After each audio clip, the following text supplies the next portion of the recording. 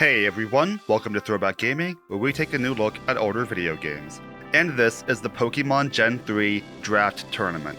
A tournament where 7 of my friends and I drafted teams of Pokemon from a giant pool prepared by yours truly, and went head to head in a 2-loss elimination bracket.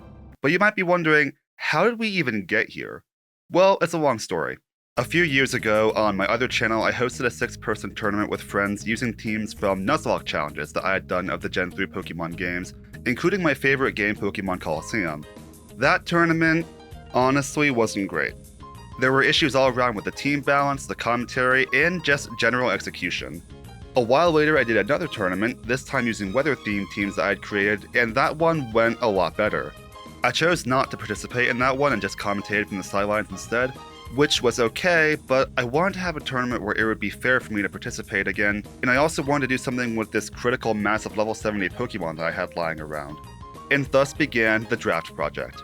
And as part of this, I trained up every conceivable legendary, mythical, and pseudo-legendary Pokemon that I could get my hands on without using glitches, including 100%ing Pokemon Colosseum to get a Ho-Oh, and getting a real Eon ticket so I could get Soul Dew, Latios, and Latias, which, believe it or not, is actually necessary for the team balance. There are 6 legendary Pokemon whose base stat totals are way higher than anybody else's. Those are Mewtwo, Ho-Oh, Lugia, Groudon, Kyogre, Rayquaza.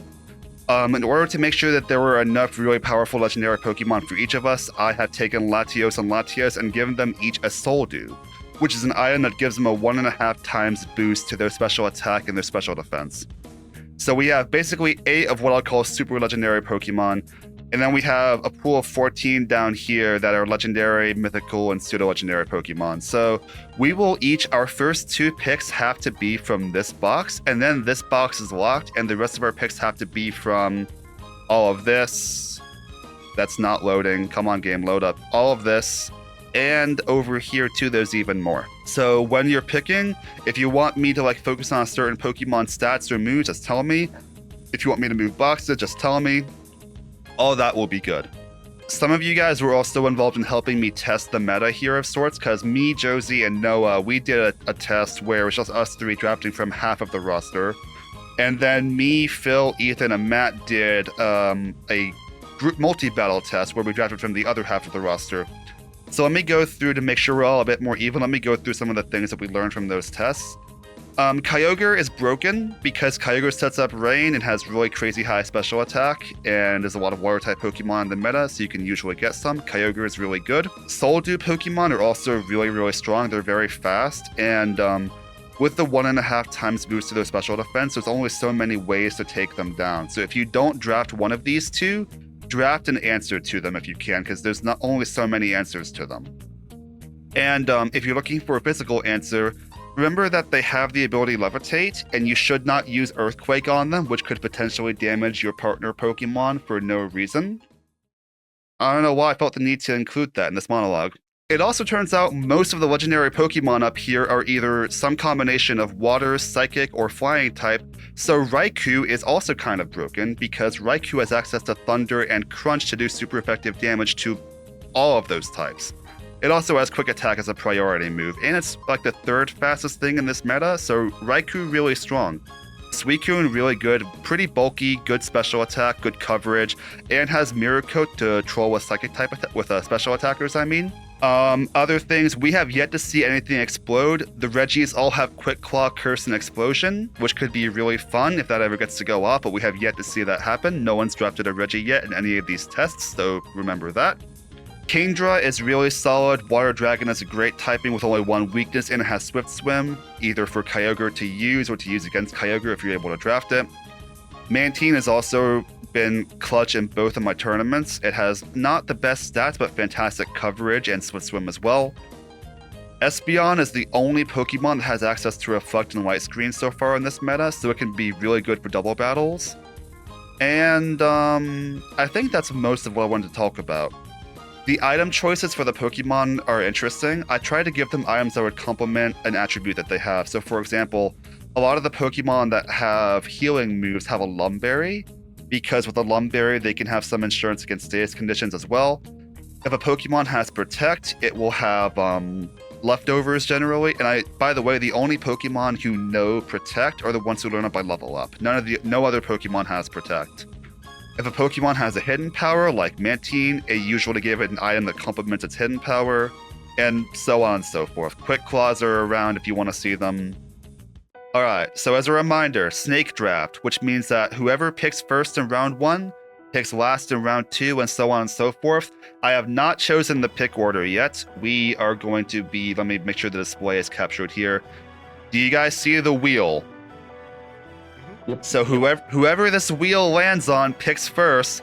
It's all gonna hinge on this. So let's see what happens. Spin the wheel. No Watch it, shot. Logan. No shot. No shot. Got it. Who would have? I say re-roll. He's got that Who would have streamer freaking guessed, y'all? I did talent. not Subscription. think this was going. rigged from the beginning. I didn't think this was going to happen. On all seriousness. Okay, so here's the thing. I ended up choosing Ho-Oh as my legendary of choice, which you might think, wait, what are you doing? Like, Kyogre is right there. But I had my reasons for picking Ho-Oh.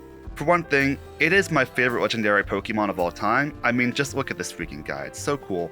But the other thing is that I knew I would get the first pick in round 3 of the draft, which is when the rest of the pool opened up, which meant that I had one guaranteed pick that I could get a good synergy with Ho-Oh on, which I'd actually experimented with during one of those draft tests that I mentioned.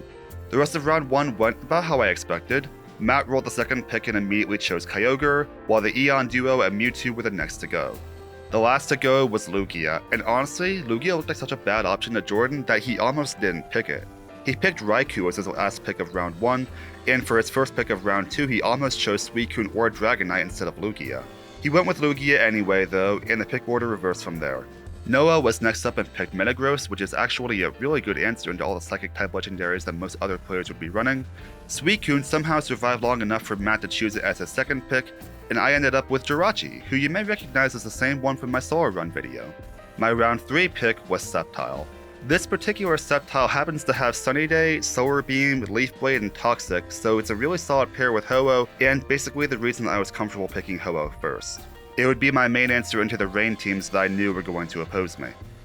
The interesting part about picking at the fringes of the turn order is that by the time my round 4 pick came up, a lot of really good options like Screens Espeon, Swift Swim Ludicolo, and King Lax had already been taken by other players. I really needed an answer into the dragon types that I would be facing, and preferably another play into water teams. Lanturn and Lapras both seemed like really good options because of their coverage. Quagsire could also be useful into Kyogre because of its water absorbability. Kingdra was another Pokemon that I was surprised hadn't been picked yet, and I debated picking it just so nobody else could have it. But then I saw another option. I mean, there's one other really dirty pick I could do for the memes, which is to pick this guy. Yeah, you can see where that's going. Now going into the battles themselves, for those of you who don't know how recording Gen 3 works, I had to trade these teams over to various Game Boy Advance games in order to facilitate the versus mode battles. I also borrowed 2 of these GBA games from Josie to fit 8 teams, so the trainer names on screen won't often match the names that I give for the people playing. I will provide appropriate subtitles where possible, but please bear that in mind as we go through the footage. Also, one thing I didn't mention during my call with my friends is that the pick order would also determine the pairings for round 1. So, as the first pick, my first round would be against Jordan, who had the last pick. Jordan is actually one of the people that I really looked forward to battling since he'd been in both of my previous tournaments and shown incredible battling skills in both despite having subpar teams. So I was really looking forward to seeing what he could do in a setting where he had more control over his team composition. He ended up drafting a pretty solid rain team despite not having Kyogre, but he didn't really have answers into grass-type Pokemon like my Sceptile. His best shot was Ice Beam from Mantine, but Mantine is mega weak to my Electrode and its Thunderbolts, so I felt pretty confident that my team could handle this battle. Maybe a little too confident, actually.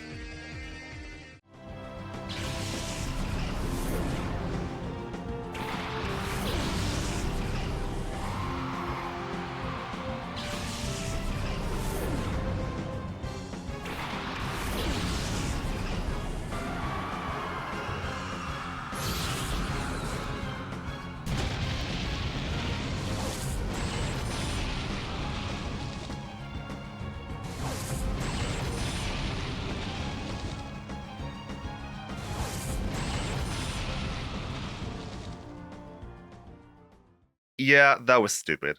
Although in full seriousness, I was surprised that it didn't KO Raikou. I then misclicked on the next turn and had Sceptile use Solar Beam in the rain, which locked me in for 2 turns and gave Jordan ample time to KO my Armaldo with Lugia's Hydro Pump. But it's fine. Sceptile should be able to set up the stun from there, and we can stabilize.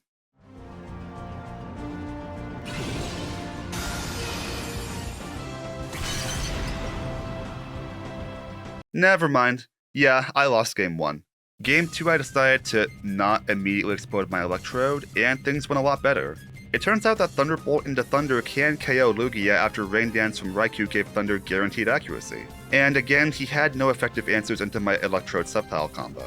Game 3 I predicted that Jordan might leave Raikou in the back to bait my electric moves into a switch, so I led with Hariyama instead of Sceptile.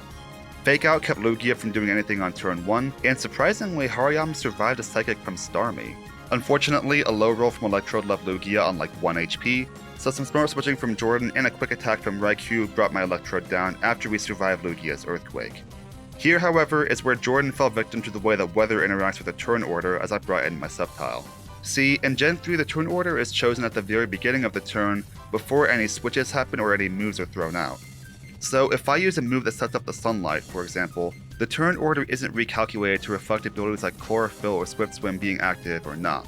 This stays the way it was at the start. That means that, since Sceptile underspeeds Raikou, I could use Sunny Day after Raikou used Rain Dance and keep the sun up while Ho-Oh attacked with relative impunity. Had Jordan known about this interaction, he would have been able to set up the rain with Mantine, who underspeeds Sceptile, and then have a huge speed advantage on the following turn. But by the time he learned this, Raikou was too badly wounded and his team folded soon after. That won me round 1. While all this was happening, Josie and Alex were doing their thing over on my other setup. Josie is a very dear friend who had been in both my previous tournaments and gotten knocked out pretty early both times because she was given bad teams. She even voluntarily took the Ice team in my weather tournament because she knew nobody else would have fun using it. So I was also really looking forward to seeing what she could do with a team that she had some control over. She ended up drafting a pretty good team of Groudon, 2 fire types, and the Lapras that I almost drafted as an answer to the Eon duo. And it didn't disappoint. Lapras and Latias went back and forth for a while with some assists from Salamence and Gardevoir. The one mistake that Alex made was going for a Dragon Dance on turn 1 instead of immediately nuking Salamence with a Dragon Claw, which would have KO'd barring a Focus Band proc. But nothing could have prepared him for how the stalling war would end.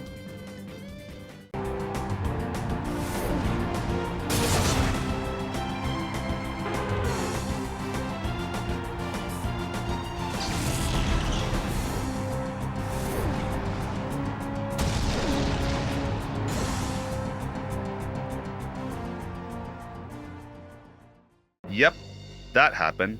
By the way, this Groudon was already at +1 attack and defense from a previous bulk up, so this thing had terrifying damage output. Feraligatr somehow survived the follow-up Earthquake, however, and almost KO'd Groudon with a Torrent-boosted Hydro Cannon. And then it went down to the Sandstorm that Alex's Tyranitar triggered upon switching in. Whoops. Game 2 Josie led with Groudon and Blossom, who went first thanks to Chlorophyll and demolished Feraligatr with a 1-turn Solar Beam. She also got 2 crits with Solar Beam and Ice Beam into Snorlax and Latios respectively on the next turn, so she's really on fire right now. Snorlax was able to heal with Rest, so Alex had a chance to stabilize if it wasn't for bad Sleep Talk luck. Sleep Talk is a move that randomly chooses a different one of the user's moves to use while they're asleep, and a random opponent to use it on. It can be useful for Rest stalling, except Sleep Talk pulled Rest twice in a row instead of a damaging move. Alex also chose to go on the offensive instead of continuing to recover stall with Latios, so Latios went down to another Ancient Power, and the rest of his team folded soon after. Josie moved on. The next battle in round 1 was Noah vs Matt, and this seemed like the biggest mismatch in history. Noah had a Rayquaza, 2 fire types and an Aerodactyl, all of which are weak to the water and ice moves Matt's Kyogre loves to throw out. In fact, Matt literally had 2 other water types and a cast form to capitalize on Kyogre's Drizzle ability, so why don't we just go ahead and skip to when Matt wins. I'm sorry, what? How?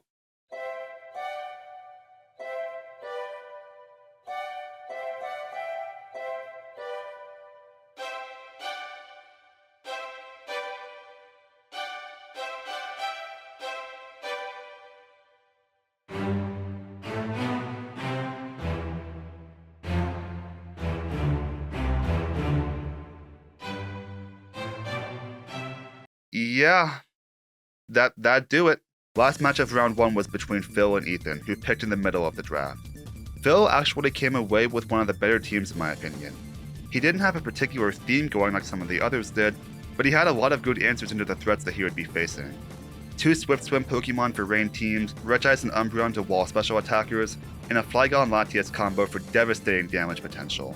Ethan had a similar idea going with some of his picks, but his answers were just not as good. Cloyster as an ice type of choice is too slow and has such low special defense that it can't effectively counter its intended targets. And a similar issue comes in with Sharpedo as a dark type of choice. Phil claimed the matchup pretty well and moved on to winners semifinals, where I was his next opponent. Given that my exploding electrode bit wasn't as effective as I'd hoped at first glance, my main other answer into dragon types like Latias is to use Toxic off of Sceptile. Thankfully, Sceptile just barely outspeeds Latias and was able to get a turn 1 Toxic off before getting obliterated by Dragon Claw and Flamethrower in retaliation. I brought Armaldo in, and Phil actually switched Latias out on turn 2, which gave me a free hit on Kingdra as it came in. Kingdra is arguably his scariest Pokemon for my team to deal with, but we'll come back to that later. Thanks to some Protect stalling and a lucky Hydro Pump miss, I took down Flygon and then Kingdra without incident, and Phil's remaining Pokemon couldn't do much to Ho-Oh, who brought Latias down with help from Hariyama. Phil then decided to speed up the match a bit. My strategy for Game 2 is one of the ones that I'm proudest of from this tournament. Check this fight out.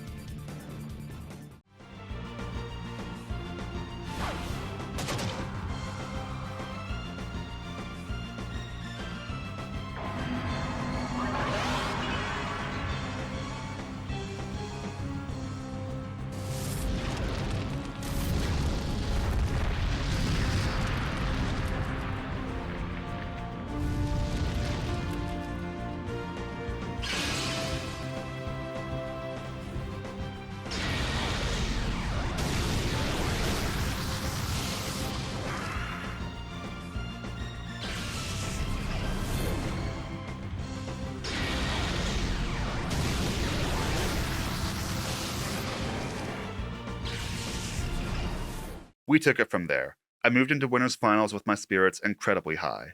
And then the curtain rose on a dramatic scene between Josie and Noah, who were next up in winners semifinals.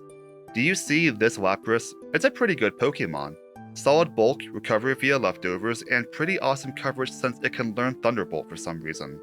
Somehow, this Lapras survived until the 5th round of the draft, where Noah had hoped to snatch it up, until Josie, who knew all of this, used her 5th round pick right before his turn to snatch it up. Then the turn order flipped for round 6 and Noah got his revenge by drafting the Blaziken that Josie wanted, and then proceeded to never use it in any of the battles. These two were ready to go, and I was super interested to see how it went, especially since whoever won would be my next opponent. These two also drafted surprisingly similar team compositions, with both having a few fire types available to profit off of Groudon's Drought ability. Naturally, Josie led with Groudon and Charizard, which is a pretty solid opening, but Noah was prepared for it with Walrein and Rayquaza. Rayquaza's Airlock ability prevents weather conditions from having any effect while it's on the field, and Walrein's Thick Fat ability essentially gives it a fire resistance despite being part Ice type. The result of this is that Charizard's Flamethrower did way less damage than she likely expected, and a double up from Dragon Claw and Surf removed Charizard from the game. Walrein also one-shot Josie's Salamence on the next turn, so Noah had all the momentum moving forward, until Groudon got off another Omni Boost using Ancient Power. I will critique Noah a bit here in that even before the AP boost happened, he was losing a lot of tempo in the battle by switching Pokemon quite often. Switching is a good strategy when you have a reliable pivot. For example, the switch here from Rayquaza to Typhlosion was good to catch an Ice-type move, and the one from Typhlosion to Aerodactyl would have been perfect had Josie clicked Earthquake here, which is probably what he expected. Unfortunately, she went for Ancient Power, which is actually super effective into all 4 of the Pokemon Noah brought into this battle. So Aerodactyl took way more damage than Noah expected, and there was no safe way to switch Aerodactyl back out. So the fact that he did meant Rayquaza took a lot of damage for no reason. This caused the battle to snowball into a loss. Sacrificing something to preserve tempo might have been a better plan, but admittedly, he didn't really have a way to deal with an Omni-boosted Groudon even if he had done this. Game 2, Josie led with Lapras, easily her best answer into Noah's team besides Groudon's Ancient Power. Noah, meanwhile, brought the big guns and led with Typhlosion. This Typhlosion, by the way, has an ultimate move, as do all of my other Johto starters, and Noah decided to just fire off Blast Burn to Salamence on turn 1, which missed. I was watching this all go down and was about to comment that this wasn't a great choice since Salamence resists fire-type moves, and then this happened.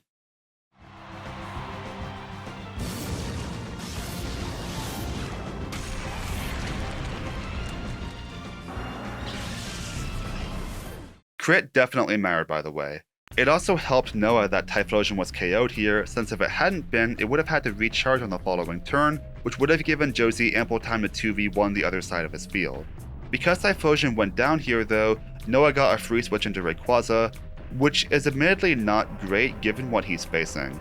Josie decided to have Lapras go after Wall Ring rather than KO Rayquaza, so Noah got some great damage off, but Salamence took Rayquaza down and his Aerodactyl just wasn't able to finish the job. Salamence also got a very disrespectful Focus Band proc on the last turn, which was completely unnecessary. So yeah, Josie moved on to Winners Finals. But before we get into that, there's an entire losers bracket to get through, and some of these battles were happening as Winners Semis were going on. First up was Matt versus Alex. Matt's team seemed perfectly geared to lay Latios low with Ice Beam spam, which he started strong with on turn 1. However, he chose to switch Suicune out here on turn 2, which really didn't make much sense because Suicune hadn't even been damaged. Had he stayed in and kept going for Ice Beam, he would have been able to bring Latios down even with it using Recover after another turn or two. As it was, Latios had a net positive HP that turn, and Alex got some really great use out of Snorlax, one of the best ways to deal with special attackers. I don't want to dunk on Matt here since this was his first time doing a tournament like this, and also his first time even encountering some of these Pokemon. This match was also right after the mess that was double Sheer Cold from Walrein, so I think anyone would have been frazzled going into that. But staying in and using Ice Beam with his better special attackers would have definitely been the right call. In Game 2 they used the same lead Pokemon, and Matt actually KO'd Latios immediately thanks to a crit from Ice Beam from Suicune. He also doubled up on Swampert to KO at the next turn, so he was really doing well here. Unfortunately, Kyogre got paralyzed by Body Slam, which reset the momentum right in Alex's favor. This is another case similar to what I said about Noah's match, where staying in and letting Kyogre go down would have been a good call, especially since Alex didn't even attack Kyogre's SWAT that turn, and there wasn't really a way to switch Kyogre back in or do anything meaningful with it after having done so. Going for Sandstorm here also wasn't a great call since the rain was much more helpful to his side than it ever was for Alex's. Also, as a side note, why does Castform get buffeted by Sandstorm? I thought Castform's whole deal was adapting to weather? Anyway, +1 Psychic crit one-shot Castform, and Kyogre came back in, which set the rain right back up, and then it died to Quagsire's Earthquake. Not a great look, but it's fine. Gardevoir only has 12 HP left and Quagsire is fully healthy. What could possibly go wrong?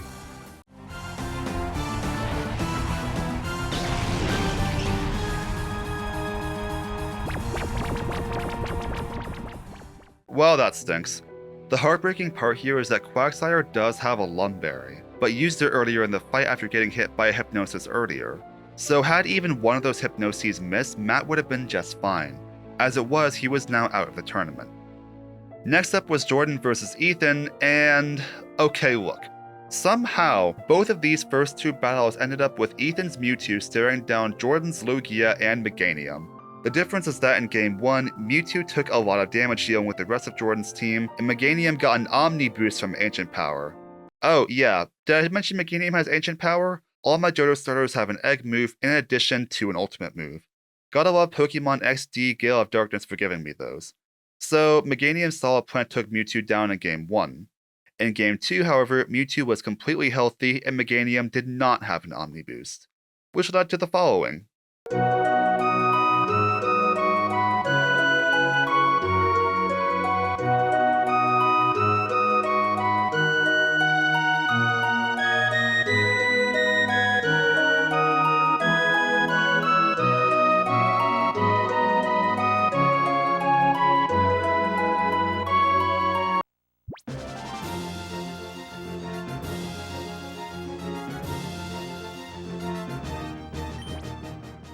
So, now what?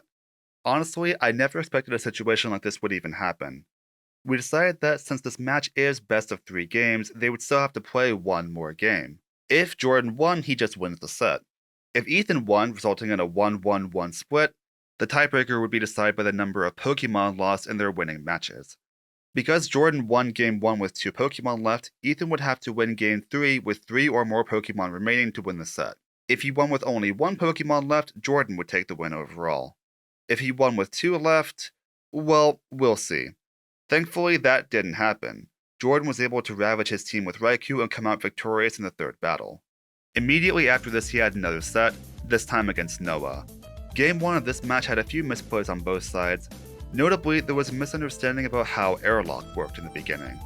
Airlock doesn't stop weather effects from existing, so moves like Rain Dance, Sunny Day, etc. still work, as do abilities like Drizzle or Drought. What Airlock does is stop weather from having any impact while it's on the battle. So the weather still exists, it just doesn't do anything. This was a source of confusion for them at first. Jordan was also using a type chart from Gen 6 which doesn't reflect Steel type being resistant to dark moves in Gen 3.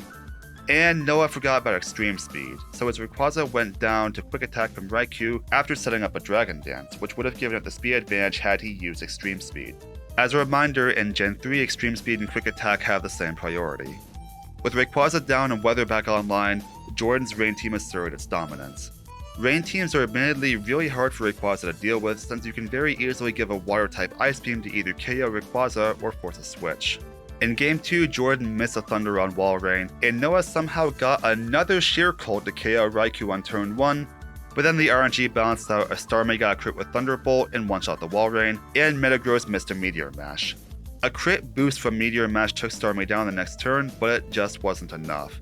Metagross and Rayquaza both went down, and Rayquaza simply couldn't do enough damage. Noah was out of the tournament. Meanwhile, on the other setup, Alex and Phil were duking it out with their Soul Dew Dragons. In Game 1, Alex's tendency to go for turn 1 Dragon Dance caught up with him as Latios fell to a Dragon Claw Shadow Ball combo from Latias and Umbreon. Alex also took a risk by going for Hydro-Can with Feraligatr, which forced him to recharge on the next turn, but Snorlax was able to tank really well and do amazing damage with Double Edge. Sadly for him, a crit from Mist Ball brought Snorlax down, and Gardevoir took a significant chunk from Shadow Ball as it came in, which I will note would have done no damage to Snorlax had he survived, so very lucky for Phil. Gardevoir fell the next turn, and Feraligatr simply couldn't do anything to Phil's team. In Game 2, Alex decided to bring his own Dark type, a Tyranitar. Rock Slide immediately flinched Umbreon, which let Latios survive the first turn, and Alex switched Latios for Snorlax on turn 2, which was a great switch, except Latias crit with Dragon Claw as it came in. Not ideal. However, Tyranitar was doing really consistent damage with Rock Slide and Sandstorm Chip, which caused Phil to switch both of his Pokemon and gave Alex a chance to heal Snorlax with Rest. The battle would now come down to Sleep Talk Luck once again.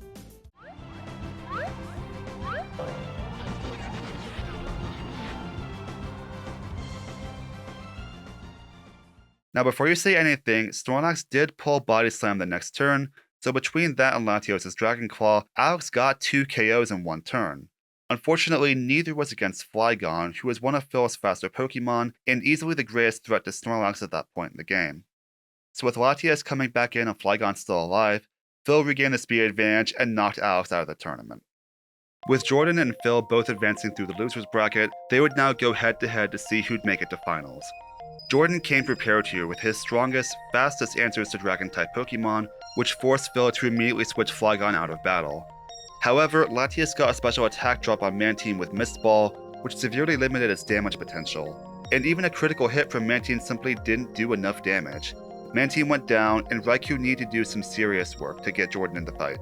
It got Latias to critical health to force a switch, as Phil preferred to throw attacks at Lugia rather than Raikou.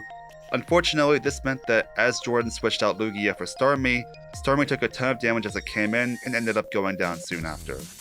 The one weakness in Jordan's team composition began to show its teeth here too, as pretty much all of his Pokemon were special attackers who couldn't do very much damage against the likes of Regice and Umbreon. With Mantine down, he also didn't have a great Flygon counter, and Phil's team took the first game. Jordan needed to optimize and fast if he wanted to stay in the tournament, and this is where he found a really good use for his Magneton. This Magneton happens to know Thunder Wave, and Phil didn't think to use Latias as a safeguard to prevent this kind of strategy. Jordan also had a pretty good team balance for this battle, bringing in 2 flying types to dodge the Earthquake his electric types would bait out. The two players switched around a bit, trying to preserve Mantine and Flygon as their best answers into each other's teams. A misplay from Jordan did cost him his Magneton as he forgot that Earthquake would hit his side of the field as well, but even after this he was able to stabilize, thanks in part to some full paralyses on Latias. He also made a gutsy call to have Raikou stay in against Flygon and go for Rain Dance, knowing that Phil would likely expect him to switch and therefore not go for Earthquake. Unfortunately, Lugia missed 2 Hydro Pumps before going down to Dragon Claw. Some more insane fall paralysis luck, including Umbreon being crit and paralyzed by Thunder, allowed Jordan to take Umbreon down and force Flygon back in though, who could no longer avoid Mantine's deadly Ice Beams. Jordan evened out the set, but now he'd have to see if he could pull off another win with his best strategy now revealed.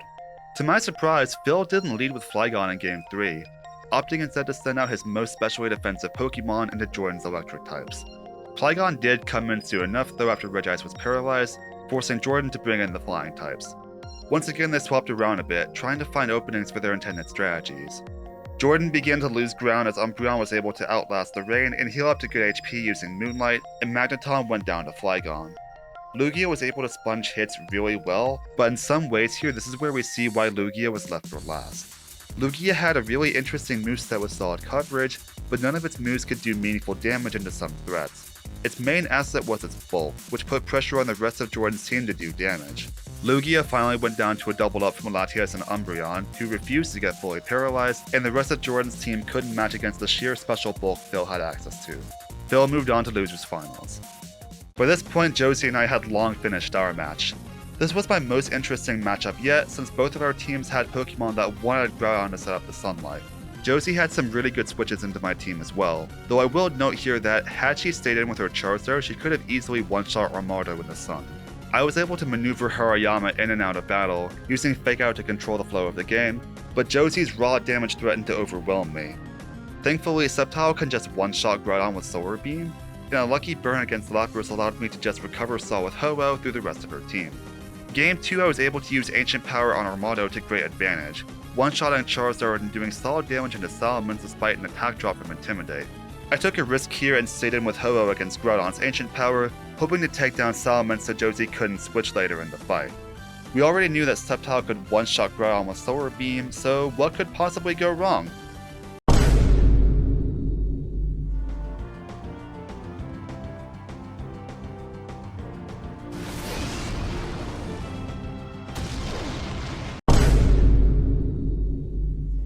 Yep, that's a problem.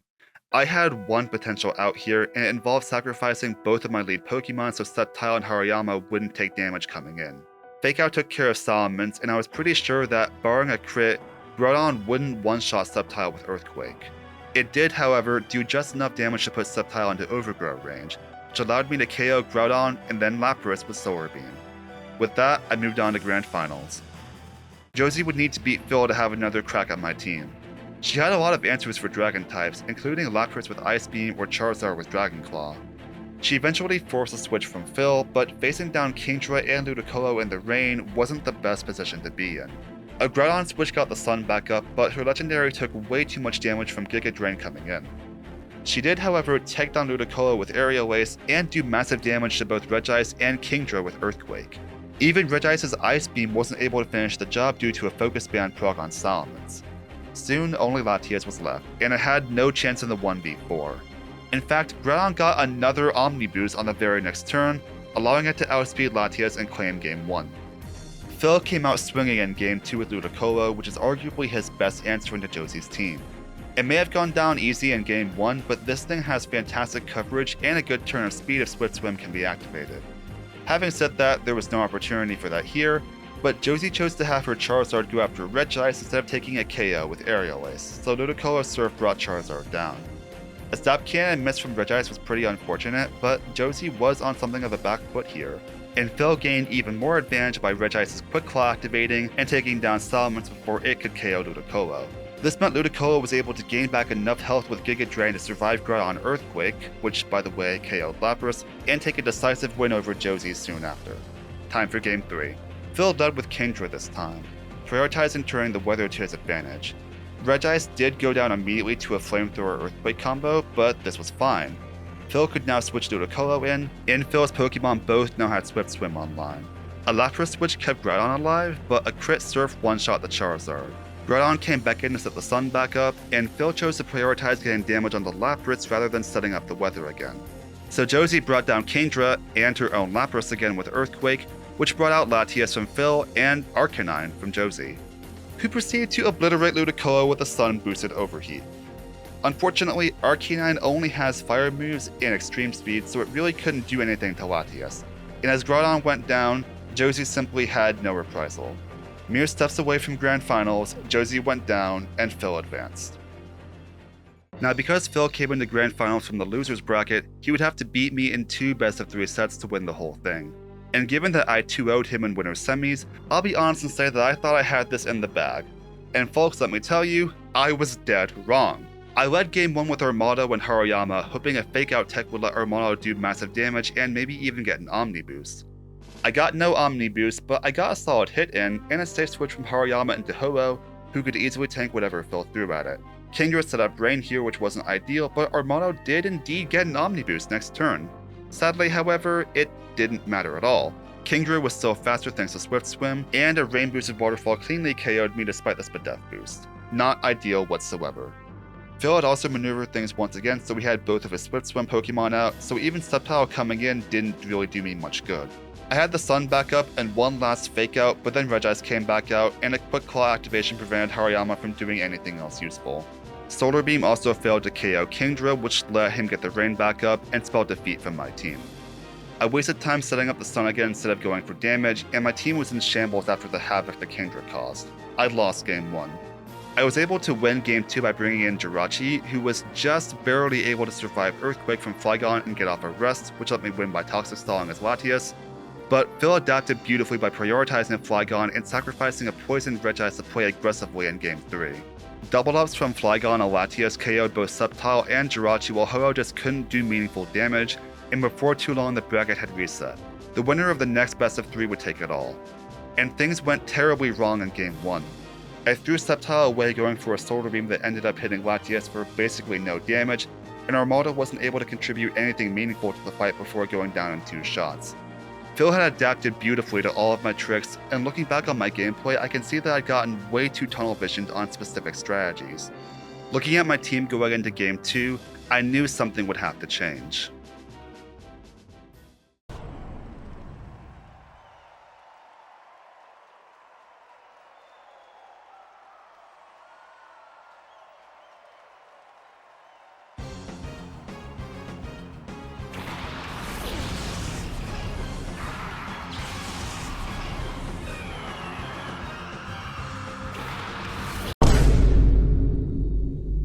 Now I know what you're thinking. No, I didn't explode Electrode right away. I didn't have to yet. In the 2 turns that Electrode stayed alive, we did solid damage to Ludicolo with Thunderbolt, and Armado got a massive Ancient Power off and even survived a Surf Ice Beam combo from Phil's team. So, while Electrode Explosion still KO'd both of my leads and none of Phil's Pokemon, we did enough damage to put all of Phil's Pokemon into critical health thanks to some switches he had done, and Ho-Oh and Sceptile cleaned house with ease. We'd reached the final game. This time I led with Sceptile and Electrode, hoping to bait Phil into going for Earthquake while Sceptile did damage to Flygon. Instead, however, he went for a double up into Sceptile, so all he got out was a useless Sunny Day before going down. Armado came in and got a clutch critical hit against Latias with Ancient Power, but then for some reason I didn't use Protect on the next turn despite being in KO range. I somehow just forgot that Latias was faster than Ho-Oh. I don't know what was going on there. I was playing terribly, and Electrode would need to pull a ton of weight to get me back in the fight, without going boom this time. Explosion was no longer an option. Kingdra had set up the Ram by this point, and I knew that if left unchecked, it could easily clear my board. I doubled up into Kingdra, but Phil had Swift Swim and got a massive waterfall off into Ho-Oh, who is currently the slowest thing on the field. If Latias got the KO, I would lose the battle right here.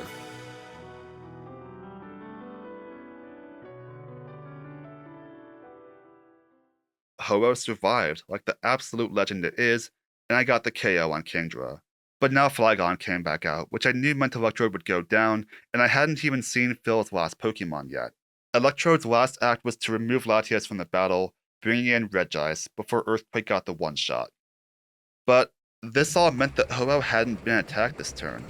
So Recover brought me back into green health, and Regice had taken a huge chunk from Earthquake. And because these 2 Pokemon can only hit me with special moves, and Ho-Oh has fantastic Special Bulk, I could use Recover for a net positive HP gain through a double up before sniping the KO on Regice with a critical hit from Aerial Ace. That only left Flygon, who simply couldn't do enough damage and fell a few turns later to more Aerial Aces. Ho-Oh, the beautiful feathered beast, had clutched out the set and the entire tournament with only 57 HP to spare. Those were easily some of the most stressful Pokemon battles I had ever had. But we did it. We got there, and I'm now the proud owner of a Ho-Oh plush who's sitting on my desk as I finish editing this.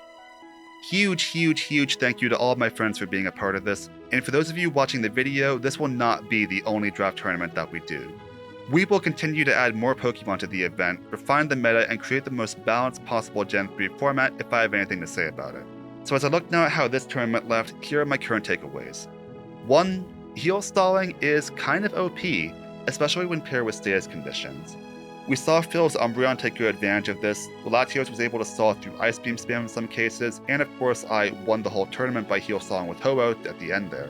During one of my draft tests, I had tried to do this with Toxic Stall Blissey, which had limited viability in the main event due to Blissey having terrible physical defense, but there's enough Pokemon here with access to recover that you can easily brew a decent stall setup.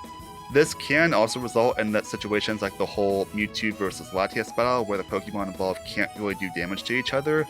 I'm really going to have to make sure that never happens again. Number 2, good physical attackers are at a premium, since most of the major threats in this meta as it currently stands tend to prioritize high special stats.